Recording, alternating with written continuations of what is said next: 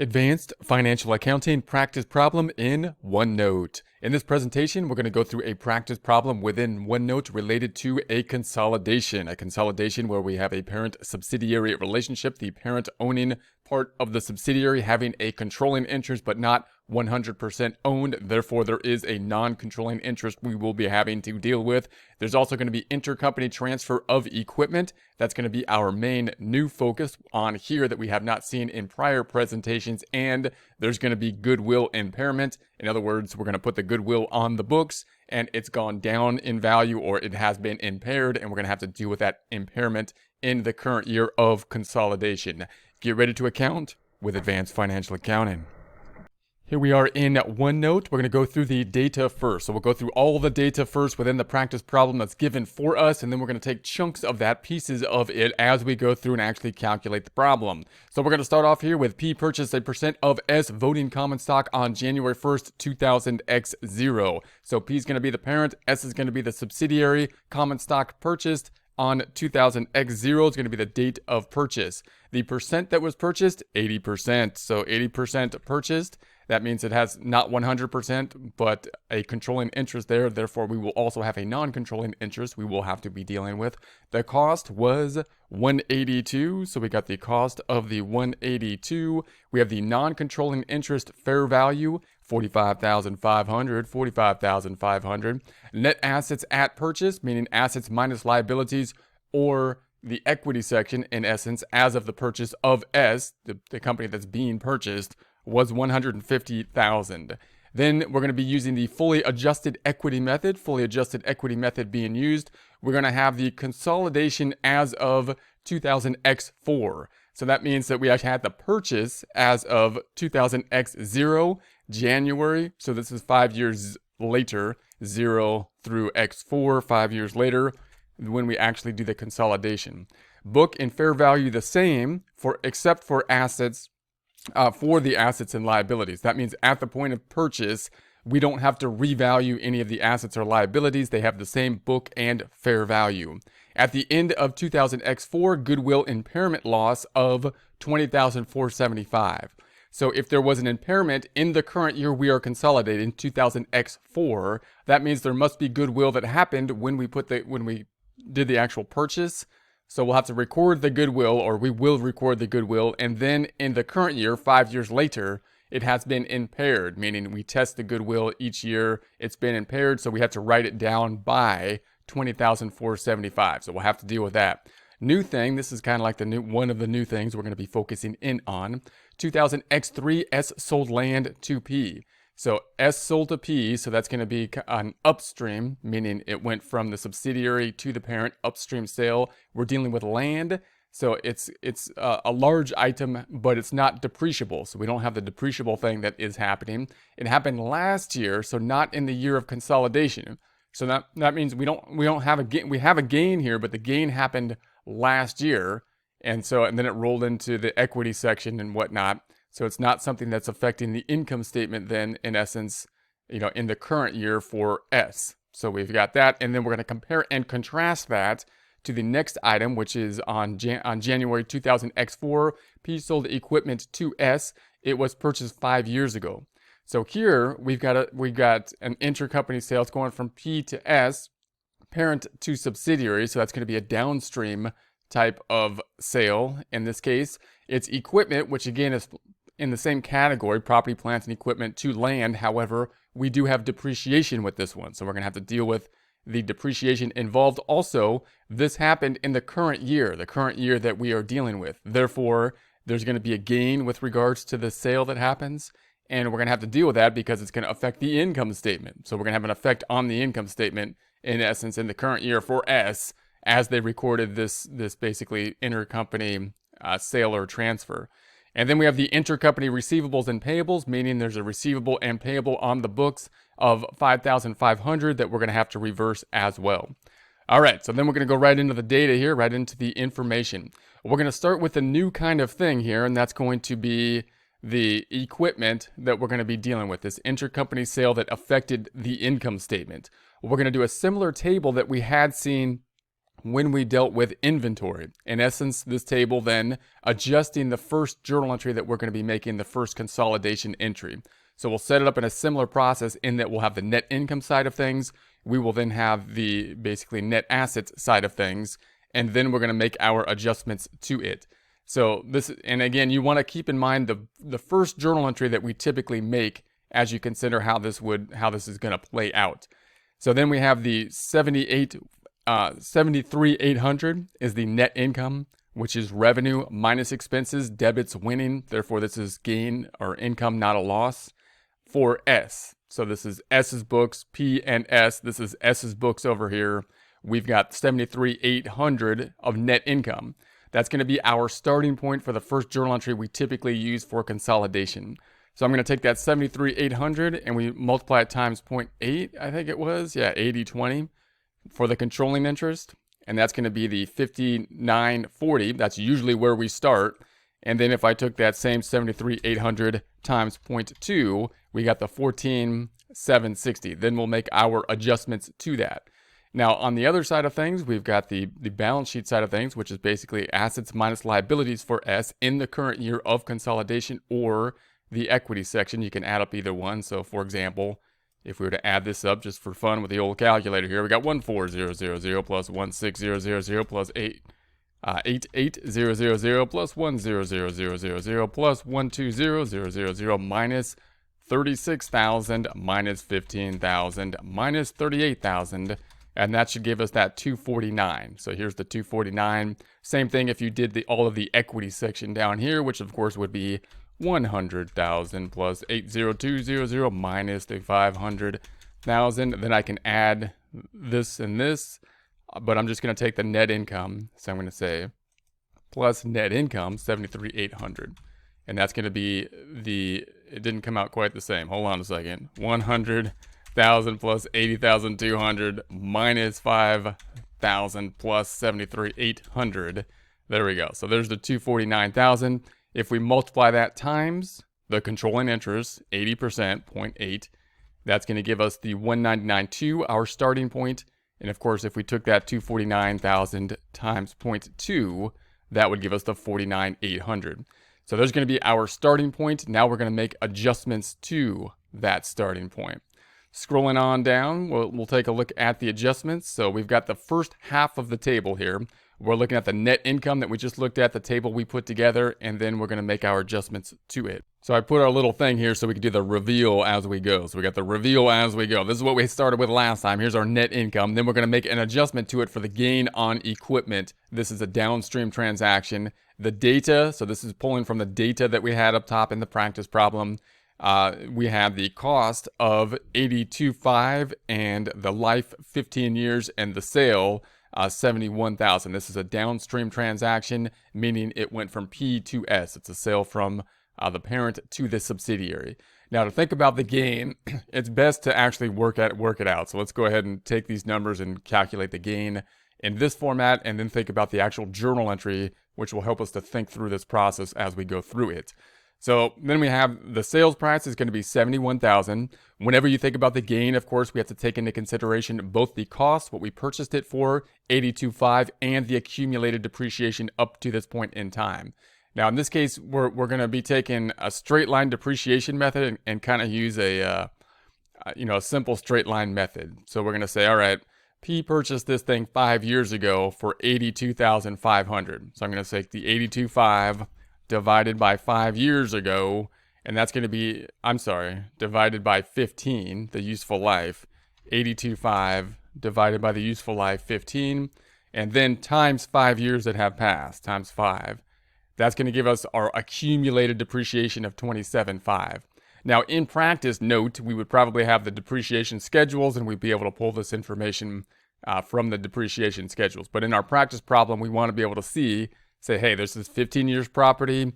We're going to say that 5 years had already passed. That means accumulation at this point in time would be on the books for that 27.5.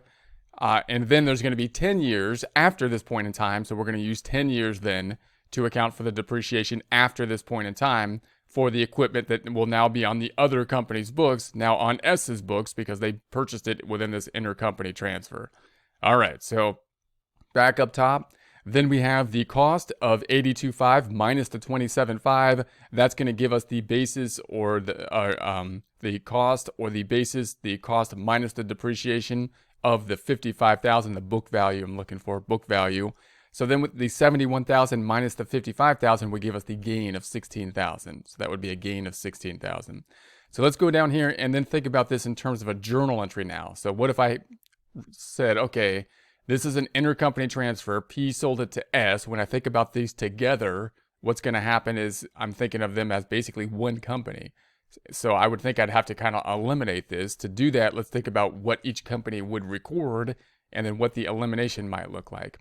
So we're going to say, all right, well, normally in the journal entry, we'd say if it was cash that was transferred, then P, the selling company, would have 71,000. We're going to say if cash they received. Equipment of 82.5, the full cost of the equipment goes off the books with a credit. And then the related accumulated depreciation, which is a contra asset account having a credit, will then be reduced by doing the opposite thing to it, a debit.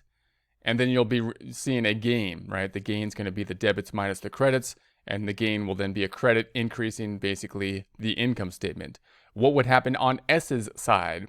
S would record a debit of the 71,000 because that's what they purchased it for, and credit of 71,000. So that would be your typical journal entry between the two of them. Now, if you were to say, hey, look, you sold it to yourself, you got to reverse this thing. You could say you should just reverse this entire thing, right? Or you could say, let's just distill this thing down and think about how to reverse this as efficiently as possible. The cash here is going to net each other out. So the cash is okay because one went up, one went down. The equipment is at 72,500 that went down on P's books, and then it went up by the 71,000. So 82.5 down, 71,000 up.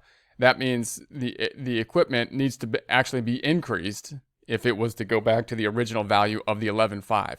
That might seem weird considering there was a gain, right?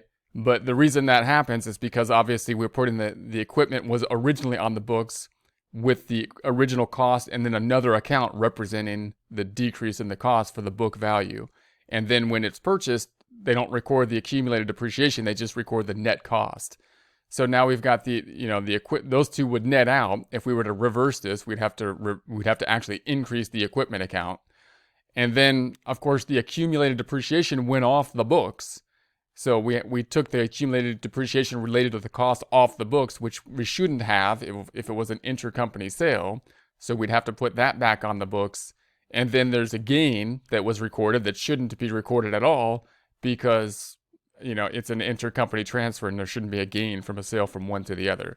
So in essence, if you net these out, there's going to be an adjustment to the equipment, the accumulated depreciation, and the gain. This is kind of distilled down to basically the adjustment that you would think you would need to basically reverse this thing.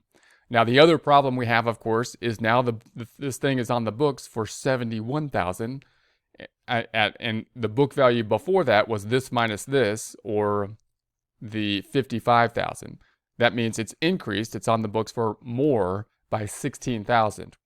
So there's also going to be a 16,000 larger book value at this point in time, which is going to result in depreciation, meaning S is now going to record depreciation based on a larger amount. So we're also going to have to look at the depreciation that was calculated by S and reverse that. That journal entry or that calculation would look something like this. We're going to say, all right, there's the 16,000. That's the added value increase in the book value that's now on the books for S. There's a remaining useful life, we're going to say, of 10 years because we had the 15 minus the 5 that were recorded before. The 16,000 divided by 10 means 1,600 of depreciation would have been recorded by S due to this equipment that they purchased through an intercompany transfer that shouldn't be there, that we're going to have to deal with and reverse that. Okay, so that's going to be the general kind of rule. So in terms of our little table up top, we're going to say the gain on the equipment, we're going to do a similar kind of thing as we did with the inventory, if you saw the inventory transactions before. What we're not doing here, note what we're not doing is doing the reversal we had to do with the inventory. So with inventory, we had to kind of like reverse the prior years that was still in ending inventory and then record the current year. Here we're doing the same kind of thing because we have equipment that was sold. So we sold something and it resulted in this gain, right? A gain or loss is going to result from it that we're going to have to be dealing with, similar to inventory, which has a physical asset that's going to be sold and kind of like a gain or loss cost that's going to be dealing with it. So we have a similar process. One of the differences here is that the equipment, when we look up the equipment account, notice it's usually only a few transactions. If you look at the GL for equipment, there's only going to be a few transactions, whereas inventory, the changes in inventory could be a lot. There could be a lot of different transactions that account for that. We also have, of course, the depreciation that's going to complicate things a bit with the equipment side. So they both have their complications. So we're going to say, okay, the gain on the equipment, this is a down transaction from P to S, is going to be this 16,000. So there's the 16,000. We're going to put that here. It's going to be a negative within our table. Because it's a down transaction going from P to S, parent to subsidiary, it's going to be all allocated to P, not allocated by the 80/20 P controlling and non-controlling interest. Then within our table, we're also going to be dealing with the extra depreciation, which we calculated here at the 1,600. Again, I would show that in the total column. And then because it's a down, and I'm going to show it as a positive, so this is going to be a positive transaction. So it's going to be this minus this plus this. And that's all going to be going to P once again because it's a down transaction. Okay, so then our total, we'll just be totaling this up, and that's going to be our adjustment. So we've got the 73,800, we got the 73,800 minus the 16,000 plus the 1,600, and that's going to be the 49,400. We've got the 59,040 minus the 16,000 plus the 1,600. 44,640. Why, you might ask, why isn't the land here? Because there was an intercompany sale of land. It happened last year, so it's not something that happened in the current year that we're going to be consolidating. We will be looking for it or dealing with it when we do our elimination entries.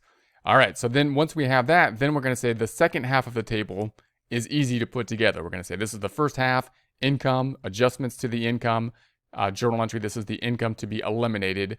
And so this is where we just left off. This middle component, all of this, then is just going to be the same thing on the second half of the table. So we saw the second half of the table being the net assets, assets minus liability, or the equity section of S at the 249, broken out 80/20, controlling, non-controlling interest. Then we're just going to fill in the same data we did up top, down below, and that's going to give us, if we add these up, the 249 minus the 16 plus the 1,006, our numbers down below. So that's going to be our standard kind of table that we'll have for this. Then we're going to go down and I'm going to now calculate the calculation of goodwill. So goodwill is something we've seen in prior example problems. We'll go through that calculation. So I put my little reveal thing down here. So, and then we got the data. This is the data that was given to us with relation to this calculation. So we've got the net assets of S were 150,000. So 150,000, this is at the point of purchase, which was 2,000 x 0, the original point that the purchase took place where the controlling interest happened, 150,000. Then we have the difference in the fair value of assets. There are none.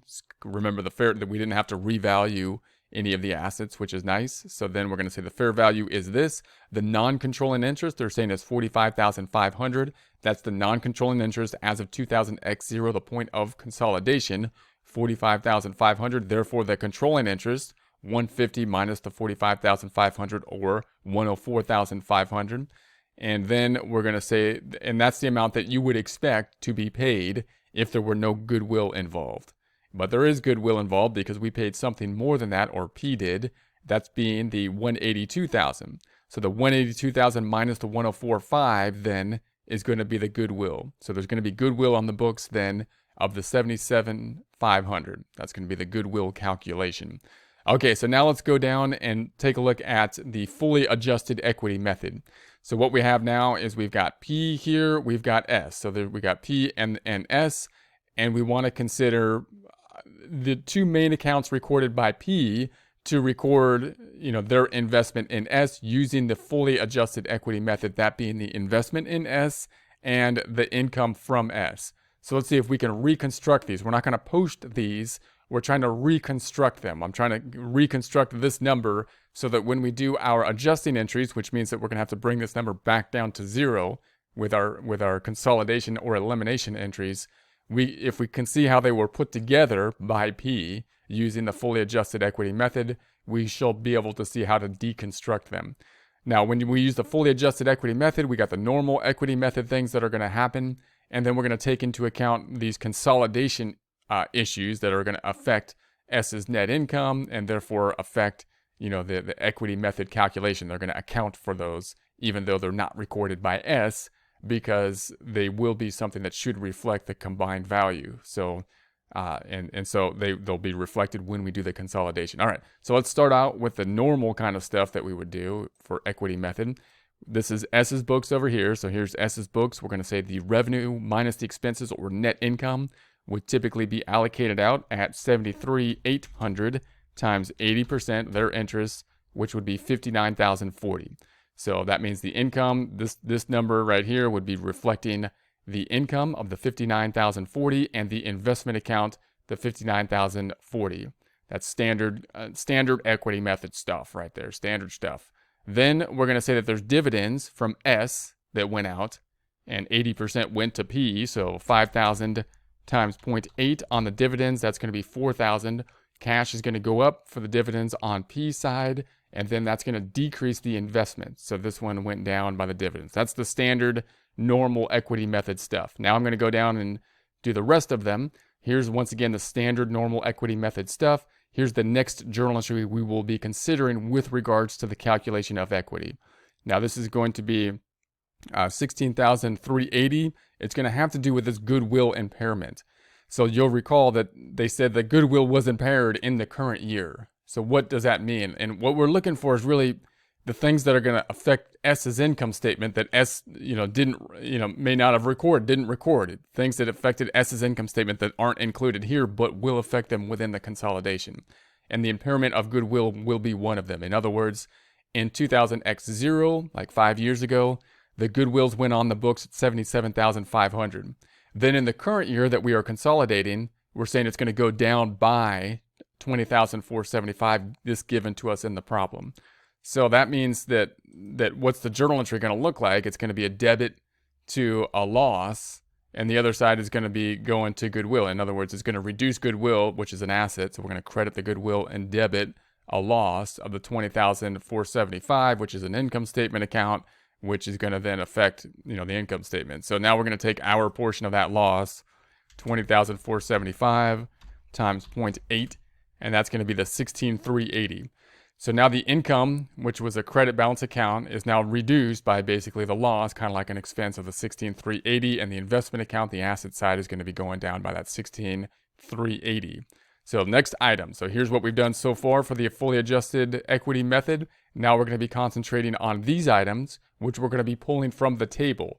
So our table represents the table that we put together earlier, represents the adjustment to the net income here for the gain on the equipment and the extra depreciation, two things that are going to affect basically the income statement, which are going to have to be reflected in the fully adjusted equity method.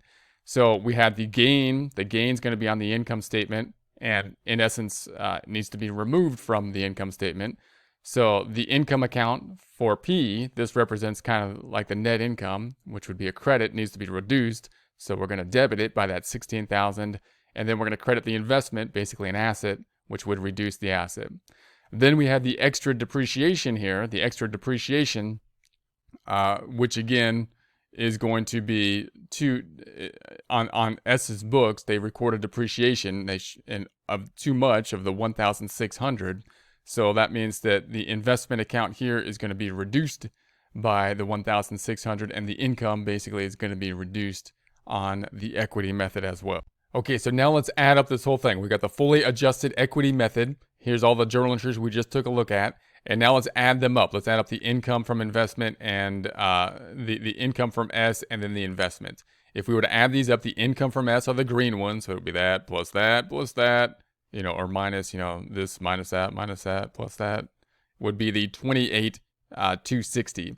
that ties out to this item. So when we do our adjusting entries or our consolidation entries, not adjusting, really consolidation or elimination entries, this needs to go down to 0. If we have a problem with that, we can kind of go back here and deconstruct it.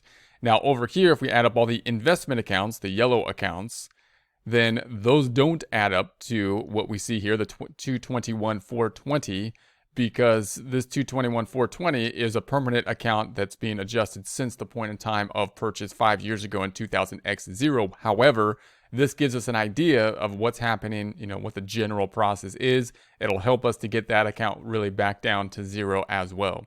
Okay, so then let's get into our journal entries. All right, so I've added my little reveal thing here so we can reveal this slowly because that's more exciting. And then, so this first one is the investment account. This one needs to go down. That's just the first one I see, so I start with that. But I'm not going to look at the number for that one yet. We'll get back to that in a second. Let's then go back to the equity section. The equity section being the common stock, retained earnings, and dividends. Like with prior problems, the 100,000, the 80,002, and the 5,005 basically need to be removed for S. So that 100,000 here for S is a credit. We're going to debit it to make it go down. So then this 80,200 is a credit. Therefore, we're going to debit it to make it go down. This 5,000 is a debit. Therefore, we're going to credit it to make it go down. If we repost these transactions, these items, that's going to result in these postings over here. So these are them posted.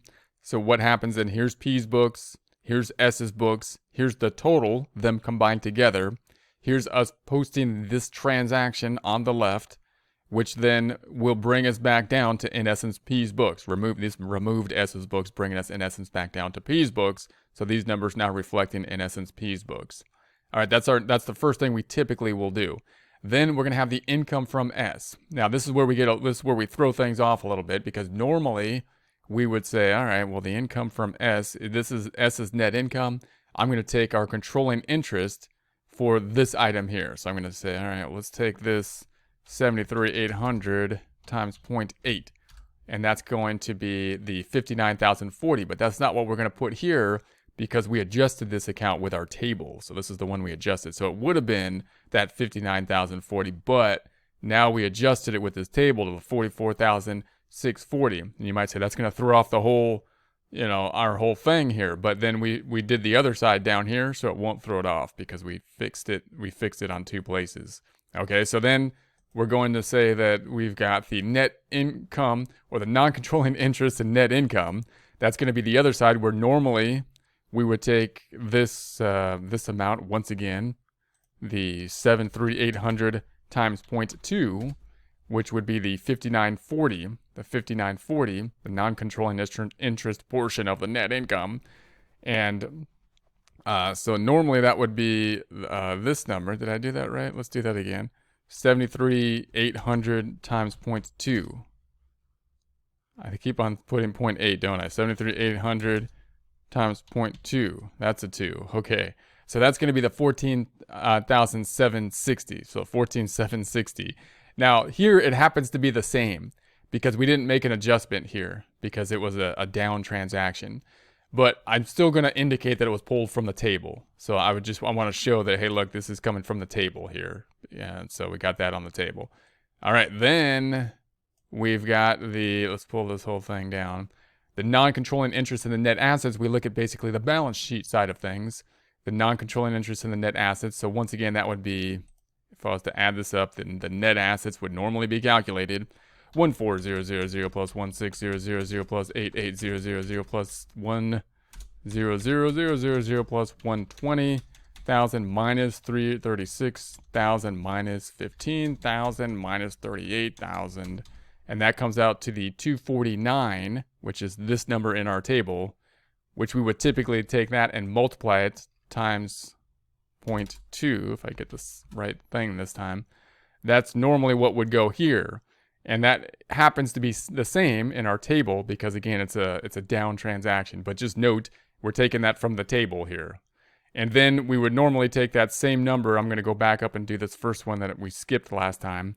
We would normally take that 249,000 times the controlling interest, 0.8, to get 199,200. That's what we would have used, but now we used our table to adjust it to 184,800. So there's the 184,800. Okay, so that whole thing kind of should balance out now. Notice the middle part of this, the 100, the 80,200, the 44,640, the 14,760 minus the 5,000 is now going to be equal to the 240, the 234,600 adjusted from the net assets of the 249, which we are now breaking out in a 20/80 non-controlling and controlling interest split here and here.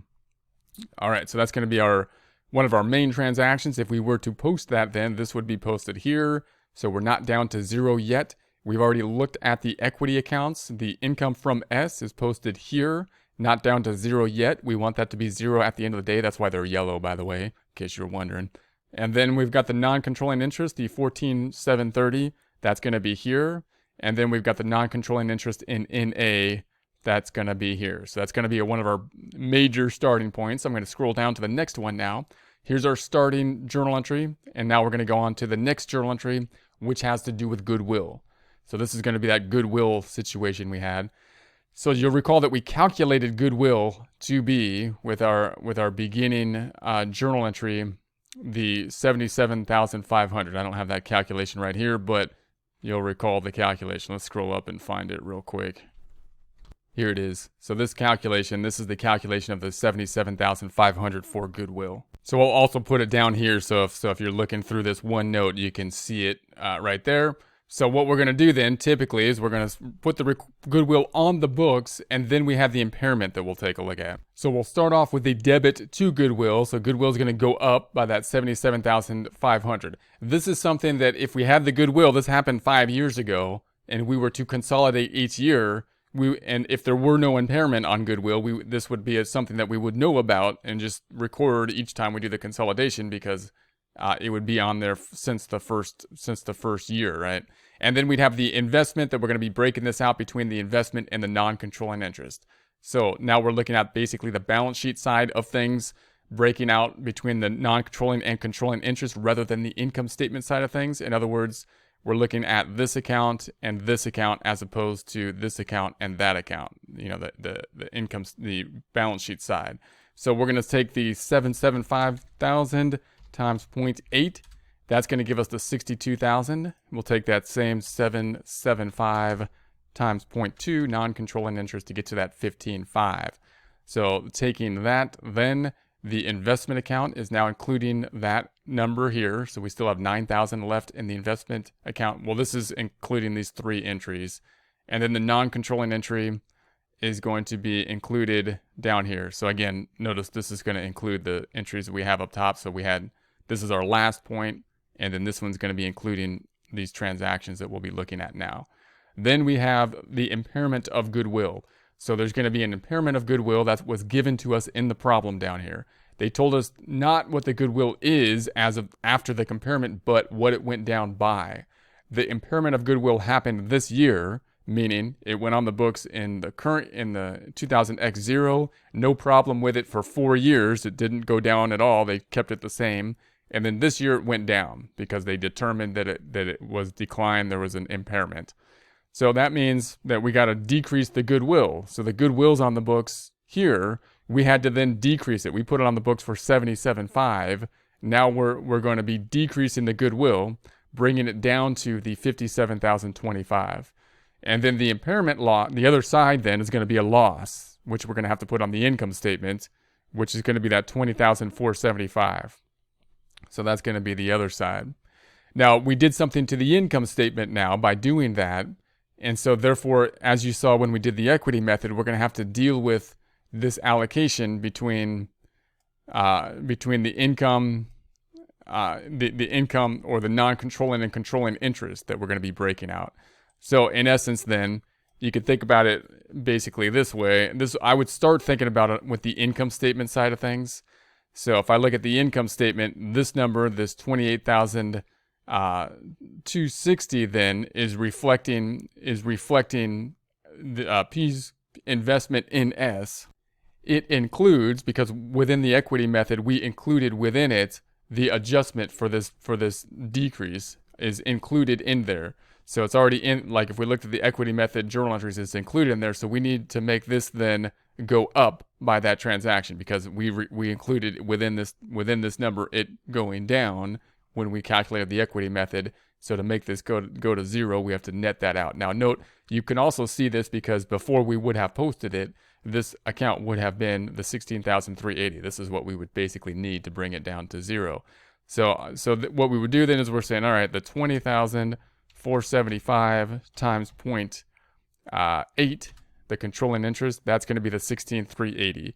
And it's going to basically be what we need to bring that down to zero because it was included in the equity method calculation. The other side of that is going to go to the balance sheet side, which is the investment in S for the 16,380. Then we've got the non-controlling interest, which is going to be the 20,475 times 0.2. So that's going to be the 4,095 that's going to have to be included here. Note that this non-controlling interest basically represents in a debit format the amount of net income that's applied to the non-controlling interest, and we're decreasing it here, right? With a credit, that means it's going to be going down. It's going to bring that non-controlling interest down for their portion of basically this loss that's happening. The other side of that going to the non-controlling interest in NA. So then if look at all the accounts that are affected, Goodwill's affected here, these two, that brings the Goodwill up by 77.5 and then down by the 20,470. The investment in S is here and here that's going to be affected. Within here, we still have 9,000 that needs to be going down by the end of this thing. The non-controlling interest here and here are affecting this item. Then the Goodwill Impairment is now on the books on the income statement side of things. So net income is affected. We have the income from S affected here. That is now at zero. So that's what we needed to get down to zero. That's good. The non-controlling interest is affected and the non-controlling interest in net income as well as net assets affected. Okay, so next thing. We're going to scroll down, take a look at the next one. We had the intercompany receivables and payables. So this was what we saw in the data. Intercompany receivables and payables, 5,500. So we're basically going to assume here that on P's books, if we looked at the subledger for accounts receivable, we had 5,500 owed to them by S. And if we looked at S's accounts payable subledger, we have 5,500 owed to P. So we simply just need to reverse that transaction.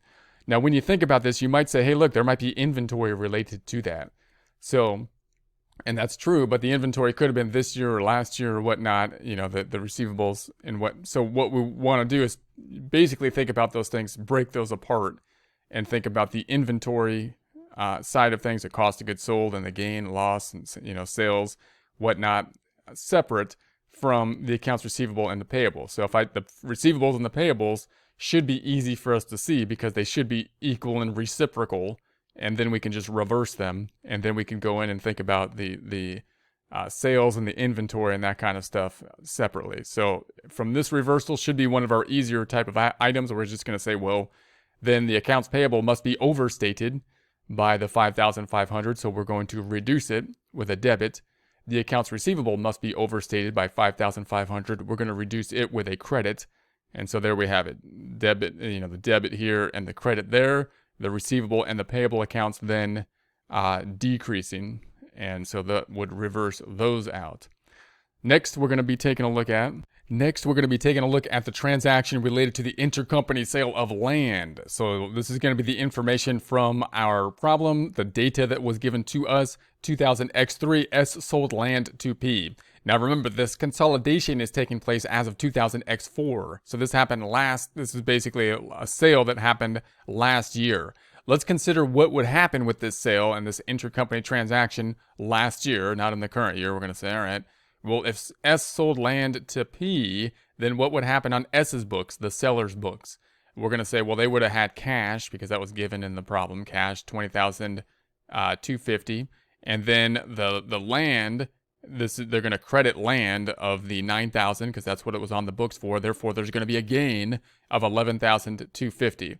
So this shouldn't have happened because, in essence, from a consolidation standpoint, they sold it to themselves, right? So from our standpoint, we're going, well, we got to reverse that somehow. And then P put on the books the 20,250 because that's how much they paid for the land. So now they have it on the books at $20,250 and they paid cash. So if we were going to distill this down, again, we might say, hey, we should just reverse this whole thing, but then we don't usually do that. We distill it down to what, how can we reverse this thing? Now, remember, it's also something that happened last year.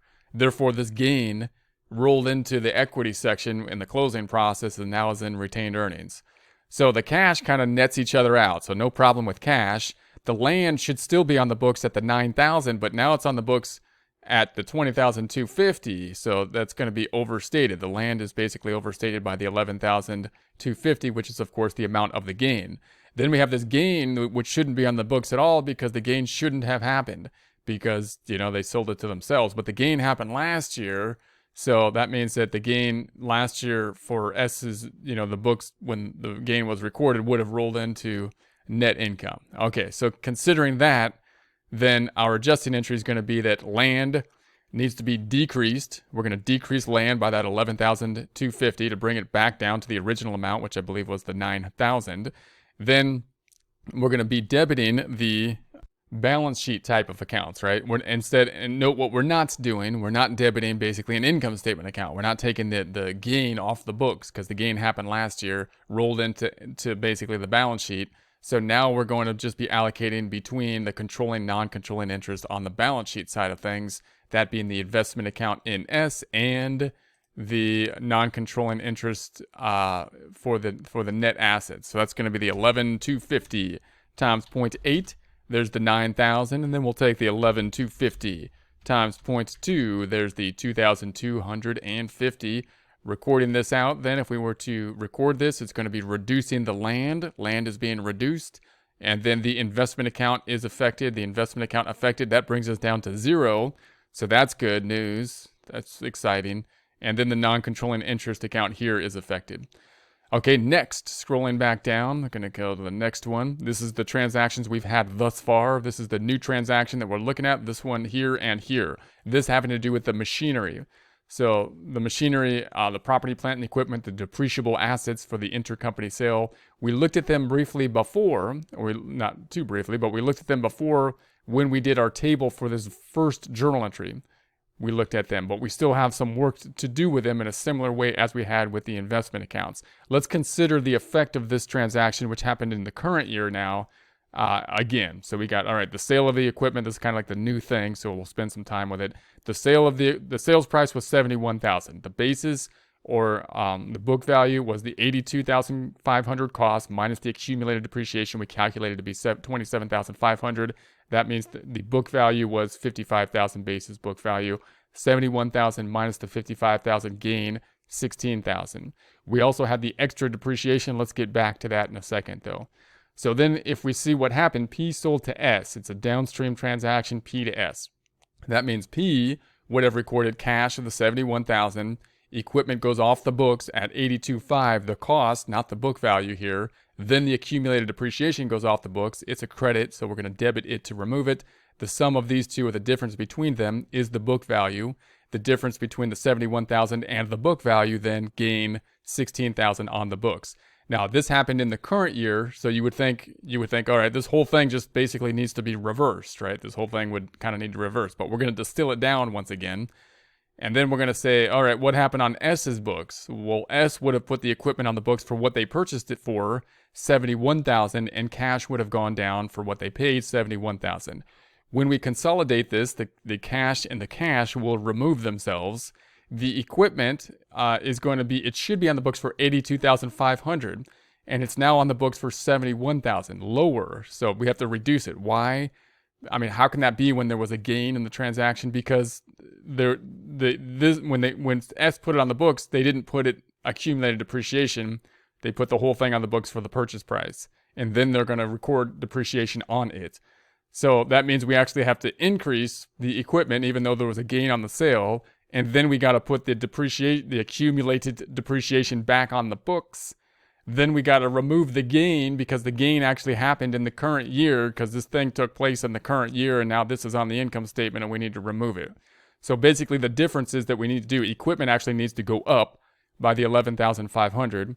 The accumulated depreciation needs to go up or back on the books 27,005, and then the gain needs to be removed. These are the three accounts affected. This isn't in journal entry format. This is just the differences that we're going to be using to make that first journal entry. So these are going to be the numbers we use to construct our journal entry up here. We're going to say, all right, the machinery needs to go back on the books. The depreciable assets, 11,500. The accumulated depreciation needs to be increased back up. It's a contra asset account by the 27,005. That gain needs to be taken off the books in the current year. It needs to be removed, the 16,000. Now, this is affecting the income statement, but we already calculated the effect on basically the intercompany or the investment account or the controlling, non-controlling interest in our little table that we included in this first journal entry up top here. So now we're just saying, all right, the machinery then, here's the machinery. It's going to be going up. We have the accumulated depreciation, which is going to be included here. So it's included in this transaction.